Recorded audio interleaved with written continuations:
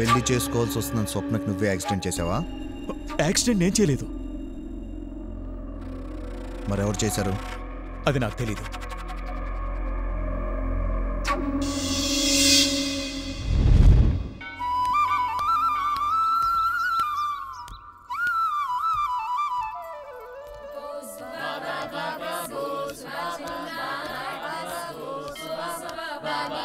ఈ అలీబాబా గాడి వల్ల ప్రశాంతత లేదే. గుళ్ళు అన్నా హాయిగా ఉండొచ్చు. నమస్కారం అండి. ఇల్లేంటే నా కాళ్ళ మీద పడి నమస్కారం. దేవుడి గుడికే దేవుడు వచ్చాడా? ఏం భాగ్యం. వీడికి జుట్టుతో పాటు కళ్ళు దుబ్బే ఏంటి నన్ను దేవుడు అంటున్నాడు.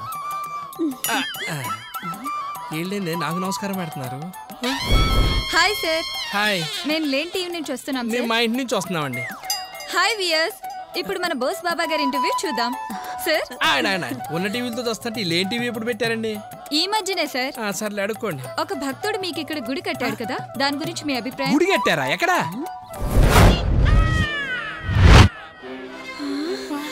ఓరి నాయనో.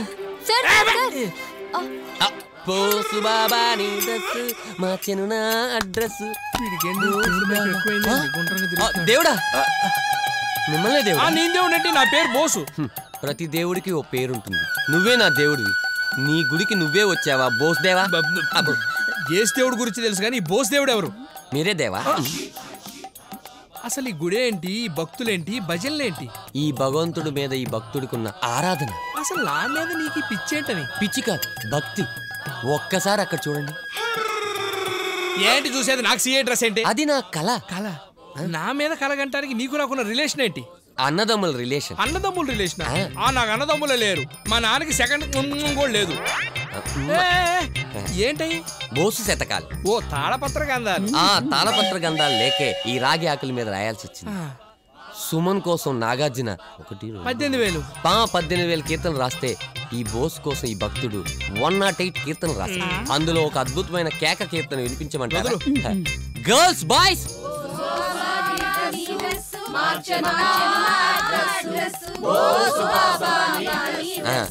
బోసు బాబా నీ డ్రెస్సు మార్చెను నా అడ్రస్సు.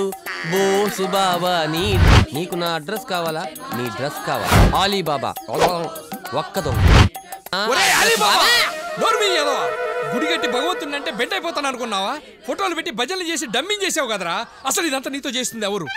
అమ్మ చేయమంది. అమ్మ చేయమందే? నీ అమ్మ మాయమ్మ కాదు, మీ ఆవిడ గంగమ్మ. గంగమ్మ? అవును నేనే. పోలీసుడి భార్య ఏంటి దొంగకు సపోర్ట్ చేస్తావా? ఈ విషయం పై అధికారులకు తెలిస్తే బోసు బాబా నీ డ్రెస్ ఆ డ్రెస్సే ఊడుద్దని చెప్తున్నాను. ఆ మాయదారి ఉద్యోగం ఉంటే ఎంత ఊడితే ఎంత.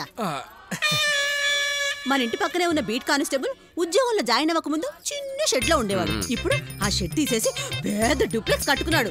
హెడ్ కానిస్టేబుల్ అని పేరుకే గాని జీతం తప్ప పైసా సంపాదన లేదు. మళ్ళీ ఏమన్నా అంటే భారతీయుడు బావ అపరిచితుడు మా అన్న పెద్ద నీతులు చెప్తారు. అందుకే ఇదిగో చూసుకున్నాను. ఆ గొలుసు గాజులు వడ్డాను నేనే చేయించాను అన్నయ్య. అన్నయ్య ఎవరు? అన్నయ్య ఆయన నా భార్య చేయించడానికి నువ్వే వర్రా? రామదాసు సీతమ్మకి ఎవరిని అడిగి హారం చేయించాడు? రావుని అడిగాడు ఏంటి? రామదాసు సీతకి హారం చేయించింది భక్తితో, నీలాగా ఫ్రాడ్ చేసి కాదు. పోలీస్ స్టేషన్ పదరా ఈ రోజుతో. అంటే ఊరుకోను. ఏం చేస్తావు? పుట్టింటికి వెళ్తావా ఏంటి? కాదు, ఏకంగా విడాకులు ఇచ్చేస్తాను. నా పోలీస్ డ్రెస్ వేసుకొని నీ అడ్రస్ మార్చుకొని నాలి నాకు కాకుండా చేస్తావా? మీరు బాధపడకండి అన్నయ్య, నిన్ను వదిని దూరం చేయను, నేనే దూరం. నిజంగానా? గంగా అదే వదినే, ఈ తొక్కలో హెడ్ కానిస్టేబుల్ వల్ల పెద్ద రాబడి ఏమి ఉండట్లేదు. పైగా వచ్చింది మొత్తం నువ్వే నొక్కేస్తావు. అందుకే నా ఫోకస్ మొత్తం ఎస్ఐకి షిఫ్ట్ చేసి. మీ స్టేషనే. ఓ రామనాథం గారా? కాదు కాదు, సోమనాథం గారు మర్చిపోయి. అయితే నువ్వు అజోలు రాను. ప్రామిస్. నా భార్య సపోర్ట్ ఇచ్చినట్టే ఎస్ఐ గారి భార్య సపోర్ట్ ఇస్తారు. గ్యారంటీ ఏంటి? లంచం తీసుకొని ప్రతి పోలీసుడి భార్యతో ఈ ఆలి టచ్ లో ఉంటాడు. With my touch guys. ఇదిగో ఆ ఫోటోకి తల తీసేసి మన సోమనాథ్ బాబా గారి తల అతికించండి. సోమనాథ్ బాబా నీ డ్రెస్ మార్చబోతున్నా అడ్రస్.